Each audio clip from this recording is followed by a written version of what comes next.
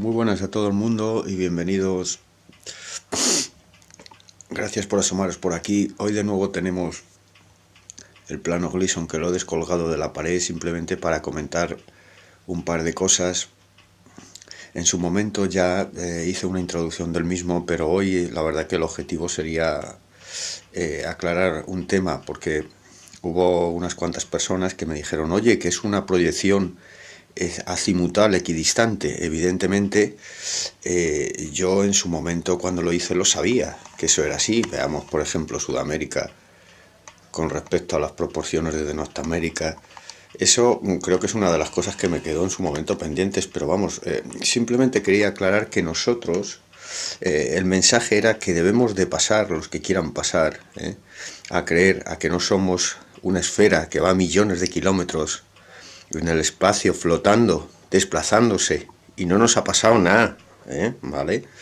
La realidad es distinta, la realidad es que somos estáticos y la Tierra es geocéntrica. Y aunque su forma final no sea evidentemente lo que vemos aquí, tanto en altura como en nuestra parte de abajo, como nuestros límites exteriores, puede ser cóncava, convexa, etcétera, etcétera, etcétera. En fin, hay muchas alternativas, pero el mensaje es pasar de la esfera flotando en el espacio a nuestra Tierra, nuestra auténtica Tierra. La mayor conspiración, desde luego, que puede existir es la de la Tierra plana, pero también habría que valorar otras que van estrechamente vinculadas, que es la histórica. Sin ir más lejos, tenemos como ejemplo el siglo XX con todo lo que ha ocurrido. La búsqueda de la verdad conlleva la búsqueda de esas partes que omitieron, que cambiaron y que invirtieron.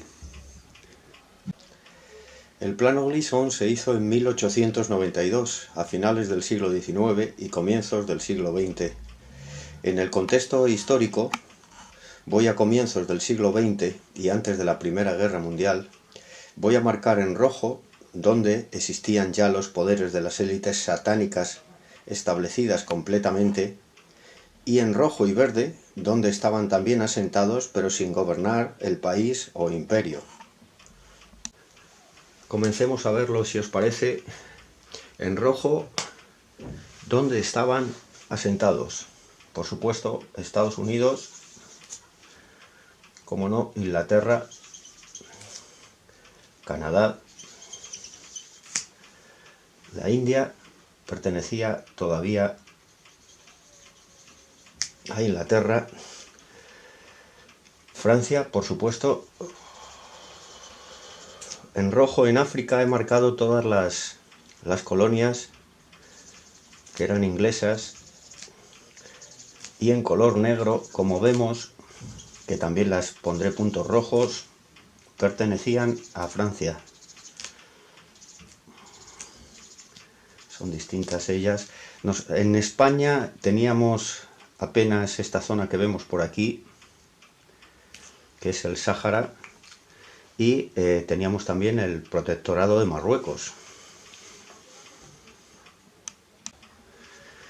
Centroamérica y Sudamérica, pues lo vamos a tratar, si os parece, como caso aparte, y vamos a hacerle una rayita así. Voy a continuar marcando puntos rojos. Australia, Rusia. El caso de Rusia, podemos decir que está en rojo y lo vamos a poner en verde porque estuvo hasta 1917 con los zares siendo independiente de todo esto que estamos aquí viendo. El caso para Italia lo vamos a poner en rojo, y el caso de Alemania también lo vamos a poner en rojo, pero ambos con puntos verdes, porque luego vendría una cierta independencia para Italia, y para Alemania vendría la llegada en la Segunda Guerra Mundial de Adolf Hitler. Para China, el caso de China le ponemos también en rojo,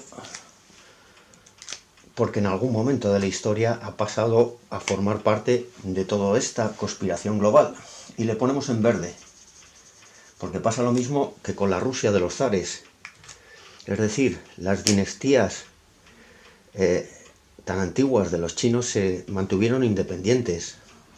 Pero hablar de China sería hacer un programa extensísimo también.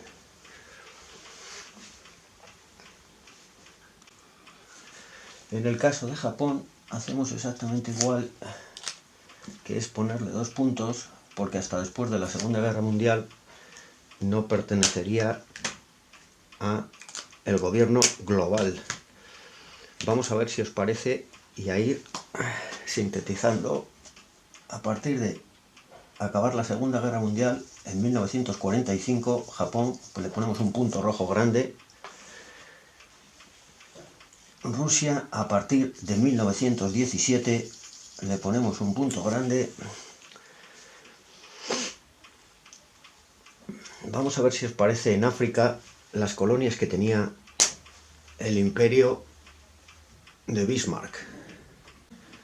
Es decir, al finalizar la Primera Guerra Mundial, como ya he hablado en un cuadernillo que tengo por aquí puesto, los aliados le quitaron las 3 únicas posesiones que tenía en África. En realidad, los alemanes tenían un modesto imperio, ¿vale? Tenían lo siento la pronunciación, el Deutsch Südtrediska, por aquí, un trocito pequeño,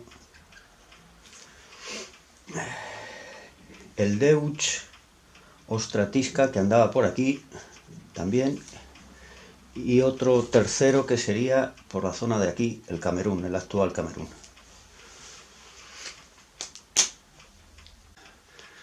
Ya digo, a partir del Tratado de Versalles, estas posesiones tendríamos que ponerlas como puntos rojos también.